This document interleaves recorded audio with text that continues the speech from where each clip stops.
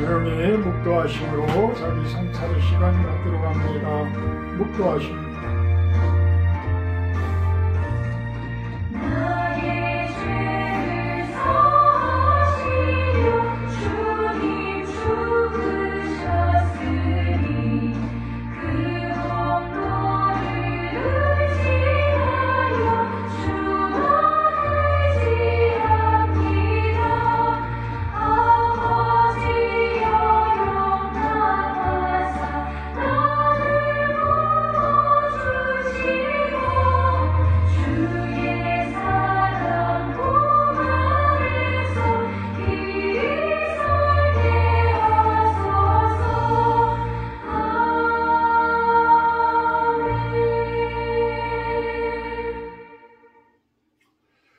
복 있는 사람은 악인들의 꾀를 따르지 아니하며 죄인들의 길에 서지 아니하며 오만한 자들의 자리에 앉지 아니하고 오직 여호와의 율법을 즐거워하여 그의 율법을 주야로 묵상하는도다.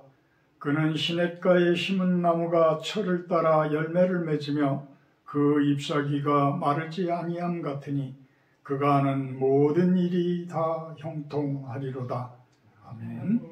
찬송가 1장으로 찬양 올려드립니다.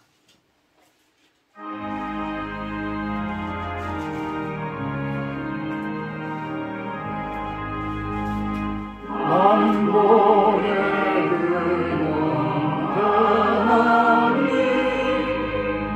온 백성 찬송 드리고 천사여 찬송하세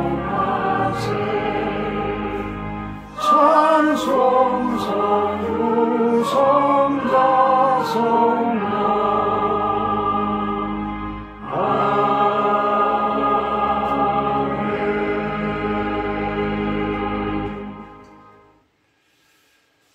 교동문 94번 교도가 들어갑니다. 교동문 94번 새해 두 번째 말씀입니다. 교동문 94번 교도가 들어갑니다. 찬송하리로다. 하나님 곧 우리 주 예수 그리스도의 아버지께서 그리스도 안에서 하늘에 속한 모든 신령한 복을 우리에게 주시되 곧 창세전에 그리스도 안에서 우리를 택하사 우리로 사랑 안에서 그 앞에 거룩하고 흠이 없게 하시려고 그 기쁘신 대로 우리를 예정하사 예수 그리스도로 말미암아 자기의 아들이 되게 하셨으니 이는 그가 사랑하시는 자 안에서 우리에게 거저 주시는 바 그의 은혜의 영광을 찬송하게 하려는 것이라. 우리는 그리스도 안에서 그의 은혜의 풍성함을 따라 그의 피로 말미암아 속량 곧 죄 사함을 받았느니라. 이는 그가 모든 지혜와 총명을 우리에게 넘치게 하사 그 뜻의 비밀을 우리에게 알리신 것이요 하늘에 있는 것이나 땅에 있는 것이 다 그리스도 안에서 동일하게 하려 하시니라. 모든 일을 그의 뜻의 결정대로 일하시는 이의 계획을 따라 우리가 예정을 입어 그 안에서 기업이 되었으니 이는 우리가 그리스도 안에서 전부터 바라던 그의 영광의 찬송이 되게 하려 하심이라. 아멘. 다 같이 사도신경 하심으로 신앙 고백하도록 합니다. 나는 전능하신 아버지 하나님 천지 창조주를 믿습니다. 나는 그의 유일하신 아들 우리 주 예수 그리스도를 믿습니다. 그는 성령으로 잉태되어 동정녀 마리아에 예선하시고 본디오 빌라도에게 고난을 받아 십자가에 못 박혀 죽으시고 장사된 지 사흘 만에 죽은 자 가운데서 다시 살아나셨으며 하늘에 오르시어 전능하신 아버지 하나님 우편에 앉아 계시다가 거기로부터 살아있는 자와 죽은 자를 심판하러 오십니다. 나는 성령을 믿으며 거룩한 공교회와 성도의 교제와 죄를 용서받는 것과 몸의 부활과 영생을 믿습니다. 아멘. 272장 찬송하신 후에 우리 김재훈 집사님 대표 기도해 주십니다. 찬송가 272장입니다.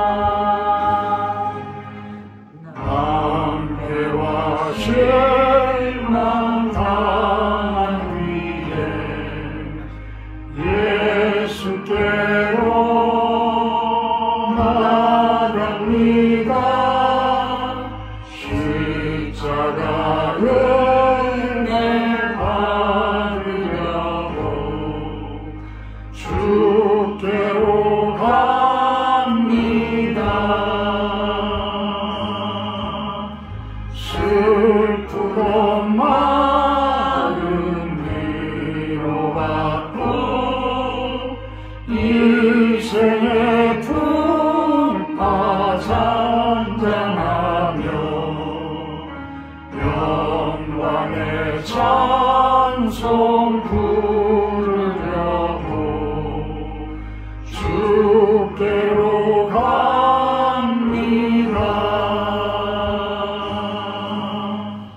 교만한 마음을 내버리고 예수께로 나갑니다. 신 말씀 따르려고 주께로 갑니다. 실망한 이 몸 힘을 얻고 예수의 크신 사랑 받아 하늘의 기쁨 맛보려고 주께로 갑니다.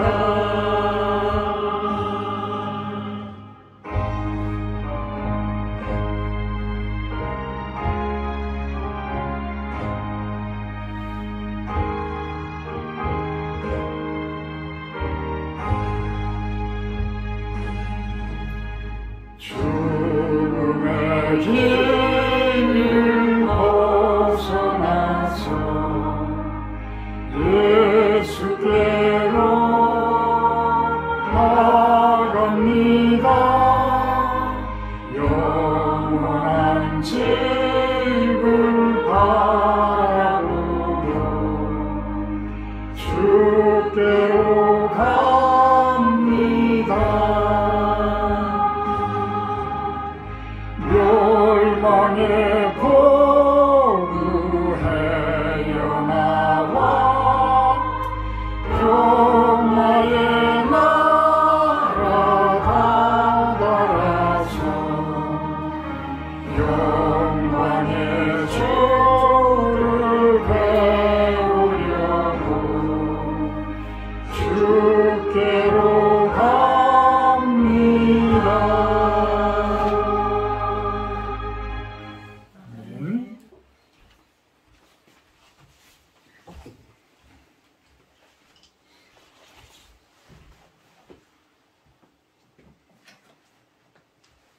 새해를 허락하신 하나님께 감사, 찬송, 영광을 돌립니다.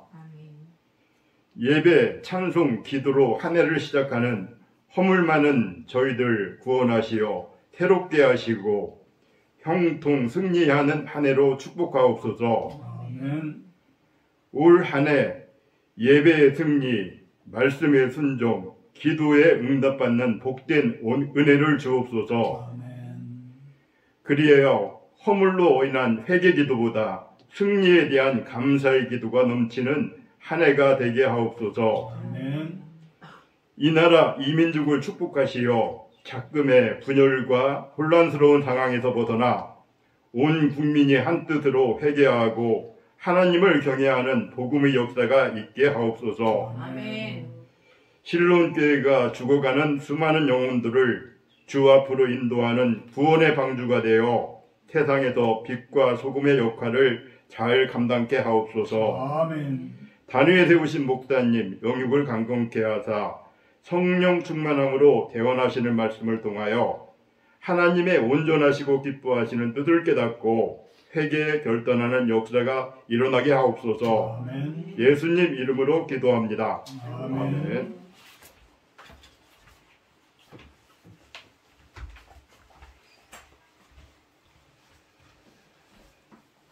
오늘 말씀은 요한복음 9장 39절에서 41절 말씀입니다. 요한복음 9장 39절에서 41절 말씀입니다. 제가 봉독합니다. 예수께서 이르시되 내가 심판하러 이 세상에 왔으니 보지 못하는 자들은 보게 하고 보는 자들은 맹인이 되게 하려 함이라 하시니 바리새인 중에 예수와 함께 있던 자들이 이 말씀을 듣고 이르되 우리도 맹인인가? 예수께서 이르시되 너희가 맹인이 되었더라면 죄가 없으려니와 본다고 하니 너희 죄가 그대로 있느니라. 아멘. 오늘 말씀은 심판의 목적 이렇게 정해봤습니다. 심판의 목적. 심판 그러면은 우리들은 참 두렵고 어렵고 힘든 과정 이런 것들을 상상을 하게 되어지죠. 새해 첫 주일인데 첫 주일부터 웬 심판 이렇게 생각을 하실 수도 있습니다. 근데 이 심판이 우리가 살아가는 그 과정 가운데 또 하나님 나라를 향해서 가는 성도들의 그 과정에는 반드시 필요한 것이다. 또한 우리들이 생을 마감하고 예수님 앞에 갈 때에 예수님 앞에 설 때에 또 그 심판이란 최종적인 그 심판은 피할 수 없는 그러한 길이다. 모든 사람들이 아마도 피조물까지도 그럴 것입니다. 모든 사람들이 주님 앞에 설 때에 피할 수 없는 길이 또한 심판이다. 이 심판은 여러 가지 심판들이 있다고 이야기를 합니다. 그래서 오늘 심판의 종류를 한번 보게 되면 우리가 살아있는 동안에 받는 그러한 심판. 우리가 사는 동안에 참 여러 가지를 받기도 하죠. 고난도 겪고 어려움도 겪고 힘든 과정들도 겪게 되어져요. 그것이 꼭 나쁜 것만은 또한 아니다. 그래서 현실 속에 현재 가운데에 우리의 삶 가운데서 받는 심판이 있는가 하면 조금 전에도 이야기했지만 내세적인 그런 우리가 이 땅 가운데 생을 마감하고 앞으로 가야 할 곳에서의 맞닥뜨려지는 그런 내세적인 심판. 또 작게는 우리가 우리 개별적인 개인적인 심판이 있는가 하면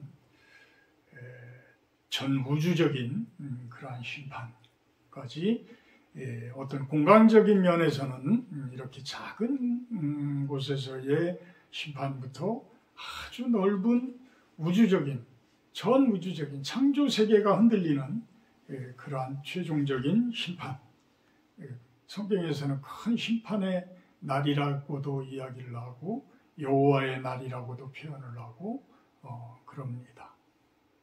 그러한 우주적인 심판이 또한 있고요.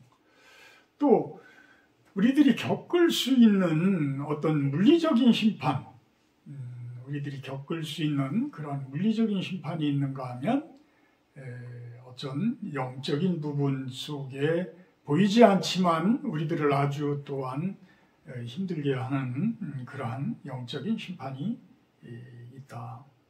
이렇게 이야기를 합니다.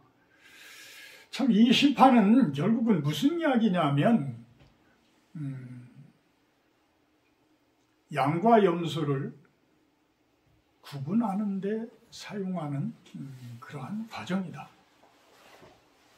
우리 마태복음 25장 31절에서 34절 내용 한번 볼까요? 마태복음 25장 한번 볼까요?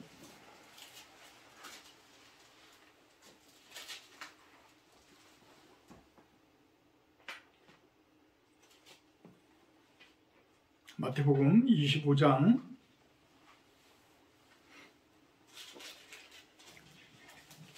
31절부터 한번 보면 인자가 자기 영광으로 모든 천사와 함께 올 때에 자기 영광의 보좌에 앉으리니 모든 민족을 그 앞에 모으고 각각 구분하기를 목자가 양과 염소를 구분하는 것 같이 하여 양은 그 오른편에 염소는 왼편에 두리라. 맨. 그러면서 34절에는 오른편에 있는 양들에게는 내 아버지께 복받을 자들이여 나와 창세로부터 너희를 위하여 예비된 나라를 상속받으라. 이렇게 이야기를 합니다. 그 양들로 구분되어진 자들은 35절 36절에서는 무슨 이야기를 하냐면 내가 죽일 때에 먹을 것을 주었고 목마를 때에 마시게 하였고 나그네 되었을 때에 영접을 하였다. 헐벗었을 때에 옷을 입혔고 병들었을 때에 돌보았고 옥에 갇혔을 때에 와서 나를 보아주었다. 보살펴 주었다. 이걸 한마디로 이야기하면 선한 일을 하였다. 선한 일을 하였다. 여러분들의 삶 가운데에서 선한 일을 한 자들, 선한 일은 하나님의 일이라고 그랬어요.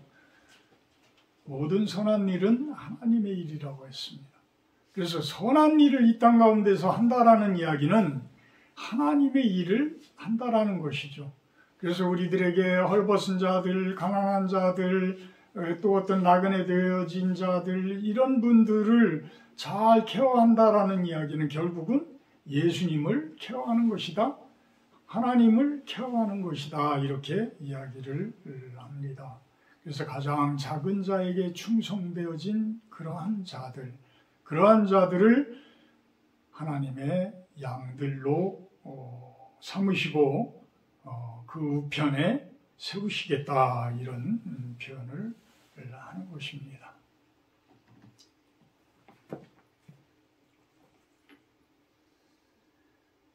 자, 예수님께서는 이 땅 가운데 오셨어요. 예수님께서는 이 땅 가운데 오셨는데 예수님께서 이 땅 가운데 오실 때에 한쪽에서는 엄청나게 기뻐하는 사람들이 있는가 하면 반대편에서는 시기하고 질투하고 심지어는 예수님을 십자가에 못 박아 죽이기까지 해요. 빛으로 오시고 생명으로 오신 분을 그렇게 합니다. 누가? 우리 사람들이. 근데 이렇게 이원론적으로 어떤 선과 악이 완전히 구분되어져 있다라고 한다고 그러면 그 부분이 뚜렷하게 표시가 될 텐데 사실은 그렇지 않아요. 내 안에도 선과 악은 항상 공존을 해요. 과연 우리가 어떤 편에 그 영향을 더 많이 받고 있느냐에 달려있는 것이지 전혀 우리가 악이 없다라고 이야기를 할 사람은 아무도 없어요. 그래서 우리는 믿음의 과정, 신앙의 과정 가운데서도 가끔 흔들리는 이유가, 종종 흔들리는 이유가 그런 데에 있는 거예요. 우리가 성령의 충만함 가운데서 우리가 산다라고 이야기를 하지만 그 충만한 가운데에서 살아가는 그 과정 가운데에서도 항상 어둠의 세력들은 우리를 흔들어요.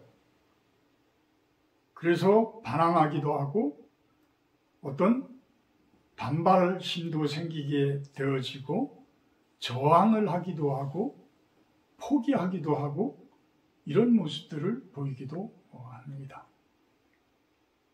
어쨌건 간에 예수님께서 이 땅 가운데 오신 목적은 심판을 통한 구원이다. 심판을 통한 구원이다. 그래서 심판을 벗어날 수는 없어요. 예수님이 오신 자체가 이미 악에 대해서는 심판의 시작인 거예요. 죄악에 대한 심판의 시작이다. 그래서 그것을 벗어날 수 있는 사람은 아무도 없다라고 스펄전 목사님은 이야기를 합니다. 근데 이 최종적인 심판은 또 무엇이냐면 그런 작은 심판들이 있는가 하면 나중에는 전 우주적 심판이 우리가 살아있는 가운데 올 수도 있지만 우리가 생을 마감한 후에 하나님 앞에서는 최종적인 심판, 예수님 앞에서는 그 최종적인 심판, 그 최종적인 심판은 아무도 피할 수가 없다라는 거예요. 아무도 피할 수가 없다. 그렇지만 하나님께서는 예수님을 보낸 이유는 작은 심판들을 통해서 기회를 주시려고 예수님을 보내신 것이다. 이렇게 이야기를 합니다. 하나님께서는 작은 심판들을 통해서 회개하면서 치료받고 고쳐지고 하나님의 사람이 되기를 바라는 그러한 심정으로 아주 은혜로운 심정으로 기다리고 계시다. 회개하고 화해할 기회를 주고 계신다라는 거죠. 아주 적절하고도 작은 심판들을 통해서 적절하고도 작은 심판들을 통해서 그래서 고린도전서 11장 32절에 보게 되면 이런 표현을 합니다. 우리가 판단을 받는 것은 주께 징계를 받는 것이니 이는 우리로 세상과 함께 정죄함을 받지 않게 하려 하십니다. 이 뜻은 무슨 이야기냐면 하나님께서 예수님께서 지극히 사랑하는 자들의 잘못되어진 부분들을 다듬는다는 거예요. 작은 심판들을 통해서 잘 다듬어서 계속해서 그거를 깨닫지 못하고 죄를 짓는 사람들의 그 징계와 그 최종적인 심판 가운데에서 구원해 주시기 위함이다. 구원해 내주시기 위함이다. 이런 표현을 하는 것입니다. 그래서 세상이 심판받을 때에 우리 성도님들은 그동안 잘 다듬어져서 이제는 우편에 앉은 양들의 모습처럼 구원의 그 반열에 세워주시겠다. 이런 이야기를 하고 있는 것입니다. 우리가 사람인 이상은 누구나 징계를 받게 되어 있다. 하나님께서는 끊임없이 온유한 마음으로 오래 참으시고 기다리고 계신다는 거예요. 참 개성이 강하고 자신의 의가 강한 분들은 참 힘들어요. 어느 정도로 힘드냐면 우리 자녀들이 다 있죠. 자녀들이 다 있어요. 근데 자녀가 우리가 말하는 대로, 우리가 뜻하는 대로 그렇게 순종하며 쫓아와주면 얼마나 좋아요. 성경적인 그러한 말을 가지고도 이야기를 해도 그걸 수긍하며 쫓아오는 그러한 자녀가 몇 명이나 되느냐는 얘기예요. 그럴 때 우리들은 어떻게 해요? 때로는 화도 내고, 때로는 징계도 하고, 때로는 뭐라고 그래요? 구스르기도 하고, 때로는 사랑한다, 보듬기도 하고, 이러면서 다듬어 가잖아요.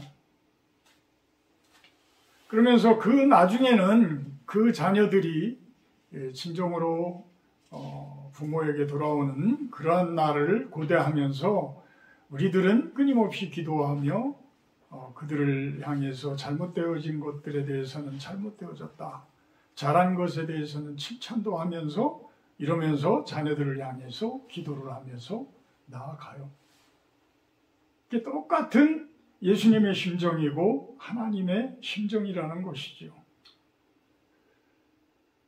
그렇게 우리들은 잘못되어진 것을 모르면서 가는 사람들도 있고, 알면서도 못 고치는 사람도 있고,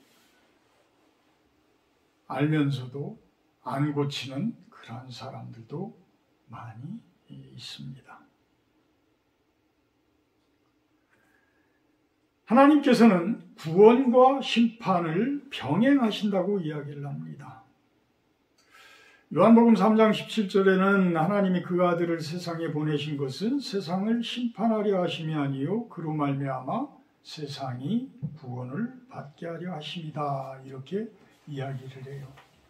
자, 결론은 이 이야기는 무슨 이야기였어요? 심판하려 하심이 아니요 세상을 구원하려 하심이다. 심판이 끝이 아니라는 거예요. 심판이 종착역이 아니라는 거죠. 심판의 목적은 구원에 있다는 거예요. 심판의 목적은 구원에 있다. 구원으로 가는 길이라는 거죠. 그것도 나만이 구원을 받는 그러한 모습이 아니라 세상이 구원을 받는 모습.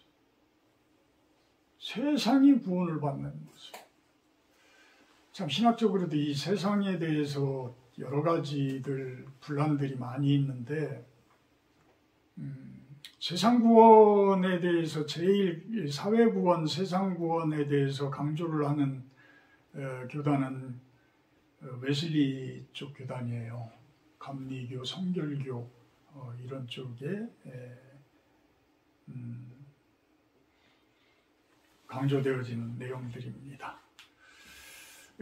보수적인 교단 쪽에서는 세상 구원보다는 영혼 구원을 강조를 해요. 영혼에 대한 구원. 물론 저는 그래요. 둘 다 틀린 것은 아니다. 다 같이 가는 것이다. 저는 그렇게 보고 싶어요. 저는 뭐 아무것도 아니지만 그분들은 뭐 워낙 유명하시고 훌륭하신 신학자들이니까 그렇지만 사실 영혼 구원도 정답이고 세상 구원도 정답이잖아요.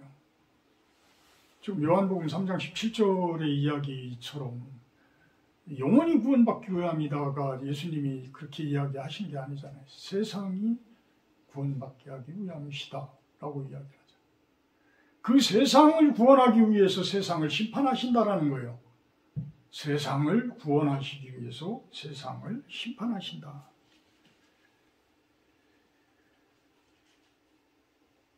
전 세계 어느 곳이든 그리스도가 가시는 곳에는 심판이 진행된다고 스펄전 목사님은 이야기를 합니다. 예수님의 복음이 전달되어지는 곳에는 다 심판이 시작되어지는 거예요. 심판이 시작되어지는 거예요. 잘못되어진 것들이 고쳐지기 시작하는 거예요. 병들어 있는 것들이 치료되어지기 시작을 하는 거예요. 할렐루야. 아멘. 그래서 2000년이 넘도록 지금 온 세상을 복음이 다니면서 세상 곳곳에 빛을 비추면서 그곳을 치료하고 계시는 거예요. 세상 곳곳뿐만이 아니라 내 안에, 내 마음까지, 내 속에까지 다 그 빛으로 치료를 하고 계시는 거예요. 빛과 소금의 역할, 그런 모습들이잖아요. 빛과 소금의 역할. 복음의 힘이라는 것, 복음의 능력이라는 것이 이런 모습이라는 거예요. 이런 모습이다. 빛이 세상에 들어오자 어둠은 판단되어지고 심판되어지기 시작한 것이었다. 그 빛이 세상에 들어오자 어둠들은 심판되어지고 어둠들은 고통의 시작된 거죠. 그렇지만 그것을 회개하고 치료받은 자들에게는 복음을 받아들이는 그러한 사람들은 빛의 자녀들이 되어지는 구원이 시작되어진 거라는 거예요. 구원이 시작되어진 것이죠. 그런데 빛이 오는 곳에는 항상 그 빛을 싫어하는 세력들이 있다. 그건 내 안에서도 마찬가지예요. 내 안에서도 말씀이 내 안에 들어오는 것을 자꾸 거부하는 것이고 또 그 말씀이 이야기되어질 때에 괜히 화가 나기도 하고 나는 그렇게 생각하지 않는데 이런 생각들도 가질 수가 있어요. 근데 하나님의 말씀은 거짓이 없어요. 복음은 진리예요. 그래서 우리는 그것을 믿고 따라야 돼요. 지금 어떤 양반은 나라의 헌법이 잘못되어졌다고 그것을 부정하기도 하고 본인이 저지른 잘못에 대해서는 전혀 수긍하지도 못하는 그러한 모습처럼 비춰지기도 하는데 똑같은 모습이에요. 하나님의 말씀이 예수님의 복음이 우리들 앞에 놓여져 있는데 그것이 잘못되어졌다라고 한다면 창조의 법칙을 부정하는 것이고 하나님이 정한 하늘의 헌법을 부정하는 것이에요. 그것은 큰 죄악이 되어지는 것이에요.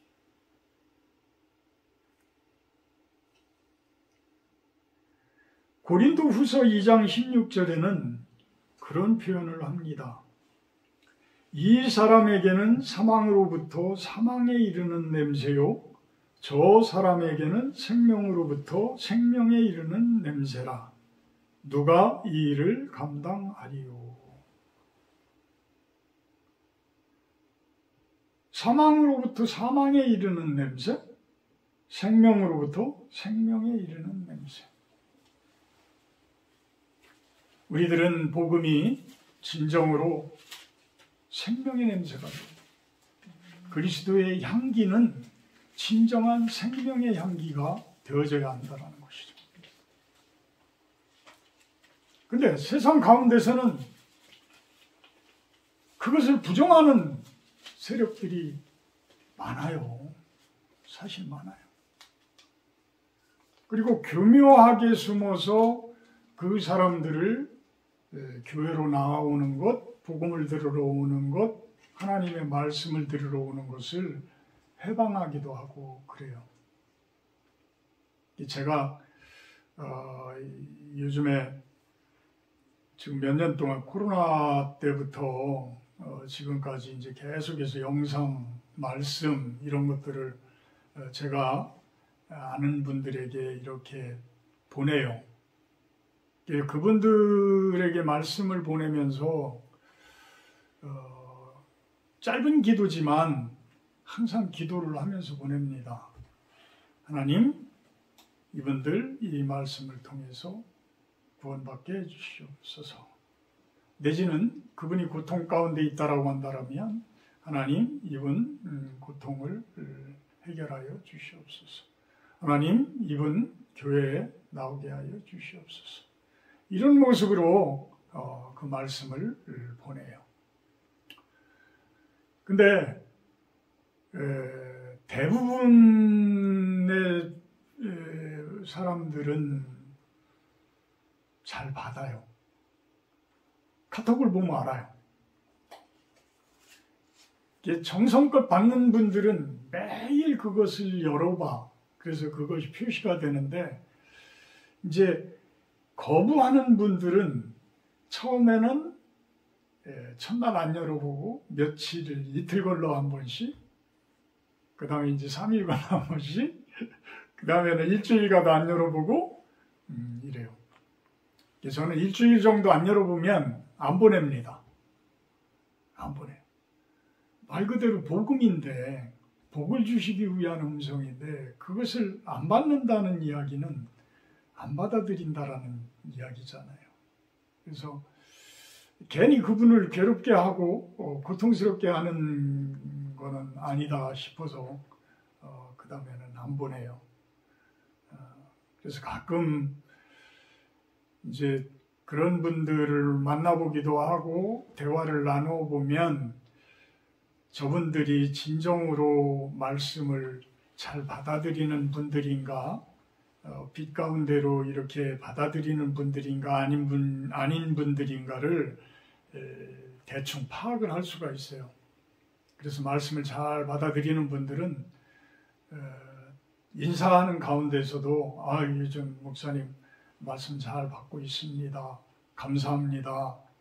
이렇게 이야기를 하시는 분들이 있는가 하면 어떤 분들은 그 마주치는 눈빛 가운데에 그 야릇한 그게 이렇게 나타나. 그래서 그냥 그래도 하여튼 꾸준히 기도하고 그분들의 구원을 위해서 해나가야 하는 것이 사역이 아닐까 생각을 합니다. 그래서 참 사도 바울은 고린도후서 2장 16절에 참 이런 표현을 하는 거예요. 어떤 사람에게서는 사망의 냄새가 나고 어떤 사람에게서는 생명의 냄새가 난다. 생명의 냄새가 난다. 참 이런 표현을 하게 되면 사망의 냄새가 난다라고 하는 사람들은 얼마나 화가 나겠어요. 그렇죠? 그렇지만 표현을 할 수는 없지만 사실이 그런 걸. 그래서 지금은 사망의 냄새가 날지 모르지만 앞으로 몇 년 후에는 생명의 그리스도의 향기가 나기를 바라는 그러한 심정으로 그분들을 위해서 기도해야 하는 것 아닌가라는 그런 생각을 하기도 합니다. 참 뚜렷이 거부감을 나타내는 사람들이 있는가 하면 또 스펄전 목사님은 그렇게 표현을 해요. 교회까지 나와서도 교묘하게 교회 가운데 숨어서도 사망의 냄새가 풍기는 사람들이 있다. 사망의 냄새가 풍기는 사람들이 있다. 그런 사람들은 더 뭐라고 표현을 할까요? 그런 사람들에게는 복음이 이렇게 표현을 해요. 죽이는 독소가 될 수도 있다. 스펄전 목사님의 표현이에요. 죽이는 독소가 될 수가 있다. 심판이 하나님의 복음에 의해서 심판이 되어지는 거잖아요. 하나님의 말씀에 의해서 심판이 되어지는 거잖아요. 그래서 그 자체가 그들에게는 독소가 될 수가 있다라고 표현을 하기도 합니다. 세상을 복음은 전복시켜버리기도 합니다. 완전히 뒤집어버린다라는 거죠. 세상이 사실은 예수 그리스도에 의해서 뒤집힌 거예요. 온 세상이. 예수님이 오시기 전의 세상은 예수님이 오시고 나서 온 세상을 말씀에 의해서, 복음에 의해서 뒤집은 거예요. 갈아엎은 거예요. 다 썩어버린 그 흙을 다 갈아서 엎은 거예요. 농사를 해보신 분들은 알지만 땅을 잘 갈아엎어줘야 돼요. 안 그러면 그대로 놔둬버리면 그 땅이 그 속에서 뿌리가 썩어버릴 수가 있어요. 그래서 잘 기경을 해주고 그래서 산소도 좀 잘 공급되어지는 그러한 모습이 되어질 때에 곡물도 잘 자라고 농사도 잘 된다고 합니다. 세상을 완전히 뒤바꾼다라는 것은 무슨 뜻이겠어요? 오늘 이 요한복음 9장 말씀은 눈먼 소경이 눈을 뜨는 과정이잖아요. 눈먼 소경이 눈을 뜨는 과정이에요. 그래서 눈을 떴을 때 바리새인들이 막 공격을 합니다. 그 예수라는 사람은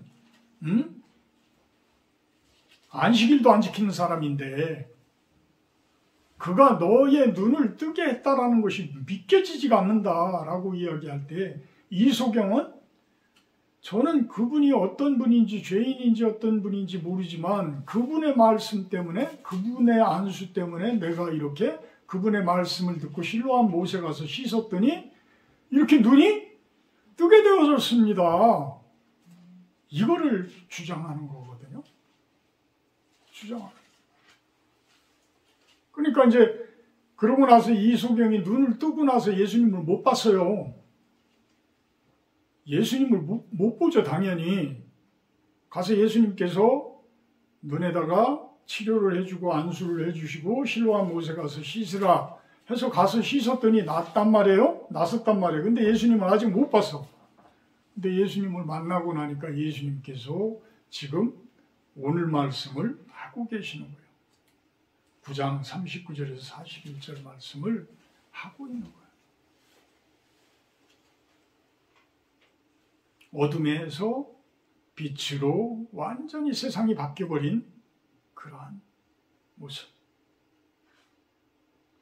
근데 예수님께서는 오히려 또 그 반대 세력들은 어떤 모습이에요? 이렇게 소경이 눈을 떴는데도 그 소경이 눈을 뜬 모습을 보고서 하나님을 찬양하고 예배하는 이런 분들이 있는가 하면 이 바리새인들과 그 반대 세력들은 어떤 모습이에요? 오히려 그것을 인정을 안 해요. 그래서 오히려 본다고는 하지만 보지 못하는 그러한 모습이 되어집니다. 그러니까 빛 가운데 있다고 하는데 빛 가운데 있는 게 아니라 이 사람들이 바리새인들이 소경이 돼버리는 거야. 소경이 돼버리는. 그러니까 빛의 상태에서 오히려 어둠의 상태로 가버리는 이러한 모습이 되어집니다. 이게 뭐예요? 결국은 하나님이 최종적인 심판 때에 한쪽 무리는 구원을 해서 빛 가운데로, 양의 무리는 빛 가운데로 하나님 나라에 거하게 만들고, 그렇지 못한 어둠의 세력들은 우리가 흔히 이야기하는 지옥으로 보내겠다라는 거예요. 유황불이 들끓고 있는 영원히 그 고통 속에서 죽지 못하는 그 고통 속에서 지내게 하는 그 지옥으로 보내겠다라는 거예요.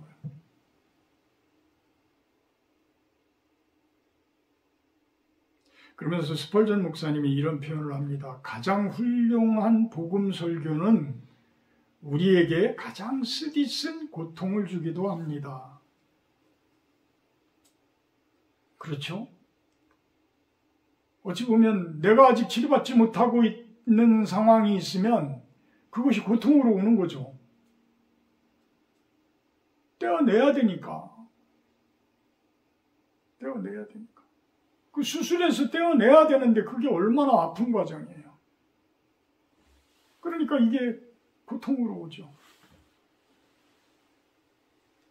다시는 수술받고 싶지 않아요. 진짜. 다시는. 그래서 아마도 제가 더더욱 몸을 관리하고 병원에도 자주 가고 오라는 대로 아주 순종하면서 저는 가는데, 그래서 피도 맑아지고 모든 게 좋아지고 이런 것들이 데이터를 이렇게 보면서 감사해요. 오히려 그런 고통을 겪어봤기 때문에, 그래서 우리들의 영적인 부분들도 마찬가지다 이거죠. 그것이 어렵고 힘들지만, 아프지만 뽑아내, 떼어내.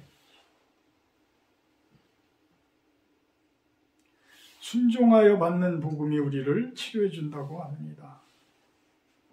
그러면서 이렇게 치료되어지는 성도님들이 있을 때에 교회는 참으로 아름다운 하모니를 이룬다는 거죠. 아름다운 조화를 이뤄가는 모습이 되어져서 교회 분위기가 아주 좋아진다라고 이야기를 합니다. 결국은 그러한 모습이 진정한 작은 하나님 나라의 모습이다 라고 스펄전 목사님은 이야기를 합니다.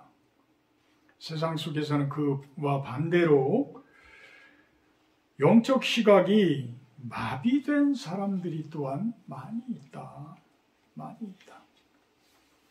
본문을 한번 보도록 합니다. 요한복음 9장 39절, 예수께서 이르시되 내가 심판하러 이 세상에 왔으니 보지 못하는 자들은 보게 하고 보는 자들은 맹인이 되게 하려 합니다. 예수님께서는 이 세상에 뭐 때문에 오셨다고요? 심판하러 오셨다. 심판하러. 이 심판이 결국은 나쁘게 이야기하지만 그걸로만 끝나는 것이면 나쁜 이야기일지 모르지만, 그 심판은 우리를 오히려 살리기 위해서, 우리를 구원해 주시기 위해서, 우리를 천국 생활을 하도록 해 주시기 위해서 오셨다라는 거예요. 지금 당장의 심판으로 인해서 아플지 모르지만 앞으로는 여러분들이 빛 가운데 거하는 참된 천국의 삶을 살 것이다 라는 그 이야기를 하고 계시는 거예요. 그러니까 바리새인 중에 이 말씀을 듣고 우리도 맹인인가? 예수께서 이르시되 너희가 맹인이 되었더라면 죄가 없으려니와 본다고 하니 너희 죄가 그대로 있다. 그러니까 자신이 맹인인데, 영적인 소경인데, 영적인 소경이라고 이야기를 할 때 영적인 소경이 아니라고 이야기를 하니까 답답한 거죠. 근데 이 영적인 소경이었다라는 것을 나중에 고백할 수 있는 사람들은 영적으로 눈을 뜬 분들이 고백할 수 있는 거예요. 영적으로 계속 소경된 자는 눈을 뜨는 게 뭔지를 몰라. 그게 단지 알지. 그게 전부인 줄 안다라는 거예요. 스스로 밝은 눈을 가지고 있다고 착각을 한다는 겁니다. 특히 어떤 사람들이요? 그 당시에는 왕족들, 상류계층들, 부자들, 어떤 극단주의자들, 이런 사람들이 그런 모습들이었다는 거예요. 그러니까 왕족 같은 경우에는 아쉬운 게 없어. 자기 말이면 다 돼. 지금은 이제 국회도 있고 뭐 헌법기관도 있고 상권 분립이 돼 있으니까 이렇게 적절하게 이렇게 그 대항이 되어지는 것이죠. 우리 어렸을 때만 해도 그랬어요? 그렇지 못했잖아요. 그냥 힘 있는 쪽에서 확 밀어붙이면 나머지는 꼼짝 못하고 국회가 해산돼 버리고 어떤 재판도 군사재판으로 해버리고 이러면 다 그냥 선량한 사람들이 다 끌려가고 이랬던 그런 시대잖아요. 그 당시에 대통령 시대인 그때도 그랬는데 왕권이었다라고 한다고 그러면, 왕이라고 한다고 그러면 전혀 아쉬운 게 없어요.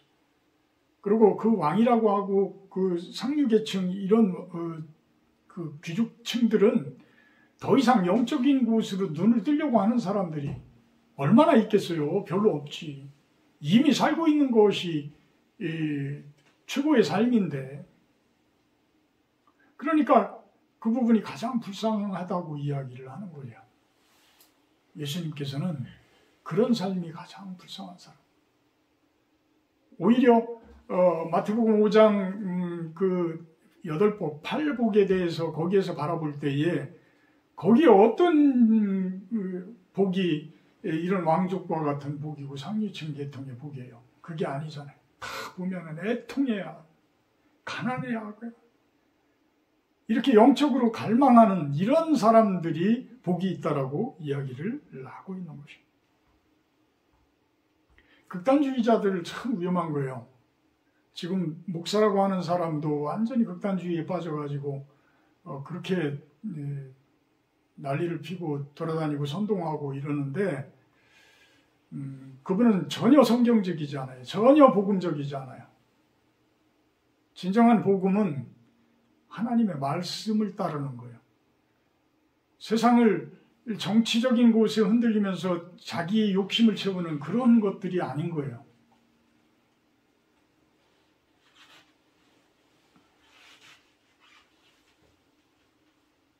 성경을 모르고서는 결코 이 세상을 바르게 볼 수 없습니다. 그래서 말씀을 자꾸 봐야 돼요. 기도도 말씀에 기초되어진 기도가 되어져야 돼요. 말씀에 기초되어진 기도, 말씀에 기초되어지지 않는 기도들, 말씀에 기초되어지지 않는 신학들은 다 잘못되어질 수 있어요. 사람의 욕심이 결부되어질 수 있다. 그 10차원의 세계를 이해한다는 것은 말씀밖에 없어요. 저는 10차원이라고 이야기를 했잖아요. 하나님의 영적인 세계를 이해할 수 있는 것은 말씀을 파고 들어가는 수밖에 없다고. 그 말씀 가운데에서 하나님의 그 세계를 조금씩 깨닫게 보여주고 있는 거예요. 사실 그거를 깨달으면 세상의 모든 학문들이 이해될 수 있다라고 저는 생각을 합니다. 세상의 모든 학문들, 모든 주장들이 이해되어질 수 있다라고 생각을 해요. 근데 사람들은 반대로 이렇게 말씀을 기초되어져서 세상을 바라보고 법칙을 찾아가는 것이 아니라 그렇게 물론 찾아가는 분이 있으면 얼마나 참 좋겠어요. 근데 사실 코끼리, 수박 겉면에서만 지금 많은 학자들이 돌고 있는 것 같은 그런 표현을 저는 하고 싶어요. 진정으로 그 속을 맛보고 그 파고 들어가서 그 부분이 이렇게 빨간 게 있다. 바깥에는 완전히 파란데 무슨 그 안에 빨간 것이 있겠냐. 전혀 반대의 색상을 가지고 있잖아요. 그런 것들을 알려면 말씀이 기초되어지고 성경이 기초가 되어져야 된다. 그것을 어떤 과학자든 어떤 철학자든 어떤 분들이든 저는 말씀에 기초되어져서 가야 한다라고 생각을 합니다.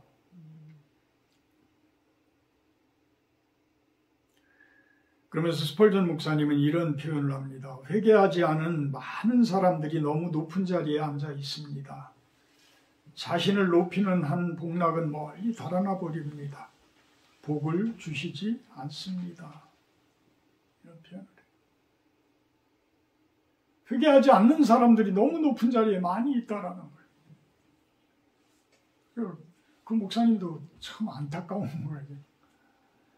참 하나님을 알고 하나님께 순종하고 하나님의 말씀으로 충만되어진 분들이 참 높은 자리에 있으면 이 세상이 훨씬 더 좋아지고 훨씬 더 살기 좋아질 텐데 오히려 그 말씀을 벗어난 사람들이 그 높은 자리에 있고 말씀을 왜곡하는 사람들이 그 높은 자리에 있더라. 그런 이야기를 합니다. 본인이 영적인 소경됨을 깨닫는 자가 눈을 뜬다고 합니다. 반대로 눈을 뜨고 있다고 고집 부리는 자들은 영원히 눈을 못 뜬다고 이야기를 합니다. 우리는 가장 낮은 자리에서 나를 낮추는 그 자리에서 예수님을 만나고 점점 하나님의 나라에 대해서 눈을 떠가는, 처음부터 환하게 눈을 뜨는 사람이 누가 있겠어요? 흐릿하게 출발되어지지만 그 뿌연 것들이 점점 환해져서 나중에는 그 속에 있는 참으로 아름다운 꽃들, 아름다운 노래들, 아름다운 찬양들, 하나님 나라의 그 찬란한 모습들을 볼 수 있는 여러분들의 모습이 되기를 축복하고 축원합니다. 사랑의 하나님, 감사합니다. 스펄전 목사님의 설교를 통해서 우리들이 또한 맹인인지 영적인 그러한 소경인지, 아니면 우리들이 참으로 보고 있는 사람들인지, 하나님을 바라보는 그러한 사람들인지 하나님 깨닫게 하시고 알게 하셔서 이제는 예수님을 만난 사람들로서 하나님 나라를 바라보고 누릴 수 있는 그러한 축복이 있게 하여 주시옵소서. 예수님의 이름으로 기도합나이다. 50장 1절 하며 봉헌하도록 합니다.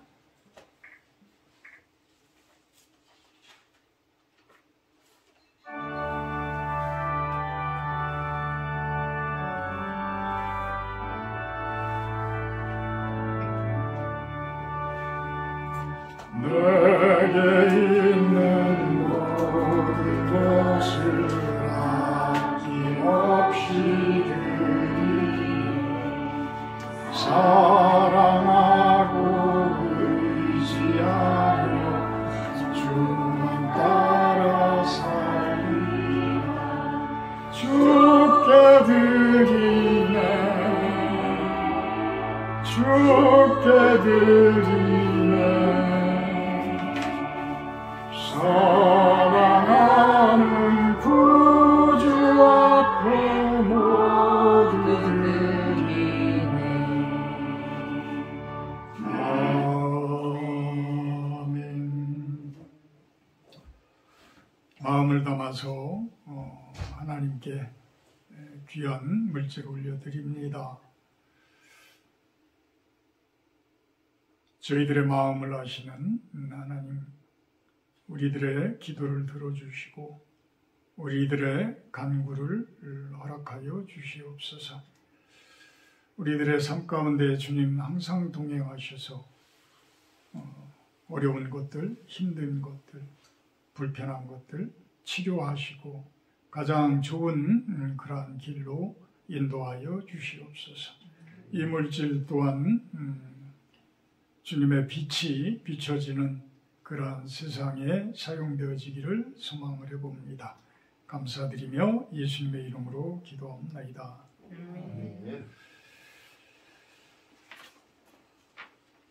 다음 주 주일 예배 기도는 윤시현 집사님 기도해 주시고요. 오늘 식사는 실로원에서 그대로 합니다.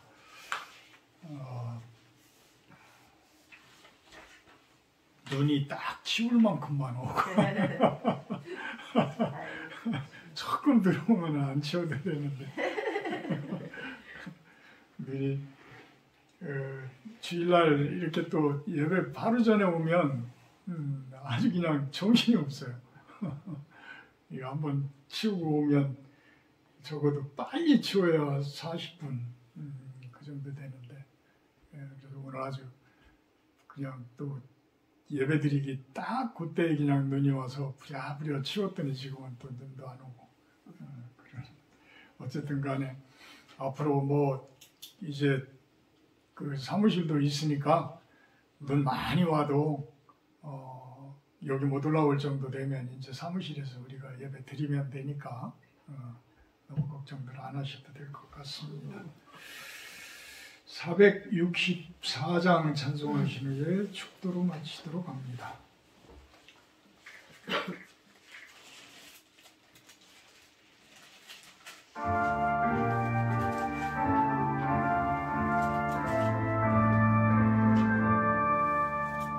믿음의 새 빛을 밝히는 나무 주의 길 나서는 하나님의 성들 언제나 바른 마음 믿음으로 살며 은혜의 구원 열매 풍성히 맺으리 소망의 새빛이 가득한 마음으로 주의 길 따르는 하나님 백성들 언제나 푸른 마음 소망으로 살며 영광의 하늘나라 멸류관하리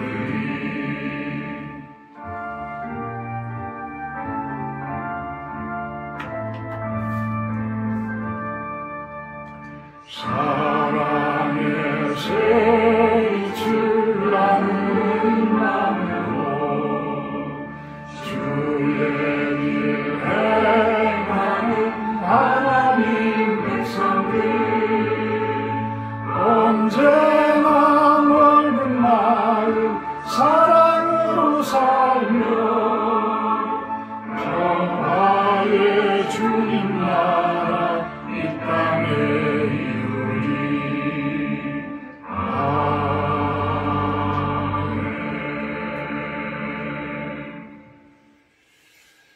2025년 첫 주일 예배를 사랑하는 성도님들과 함께 드렸습니다. 하나님, 우리 실로원 교회와 우리 성도님들 2025년도 넘치도록 축복하여 주시옵소서. 이제는 우리 주 예수 그리스도의 은혜와 아버지 하나님의 극진하신 사랑하심과 성령의 교통 임재하심의 축복이 이곳에 모인 우리 사랑하는 실로원 성도님들 머리 위에와 영상을 통해서 예배드리는 성도님들 머리 위에 온 세상 가운데 예수님의 빛이 충만하기를 바라는 당신의 귀한 백성들 머리 위에 영원토록 함께하기를 간절히 축원하옵나이다. 아멘.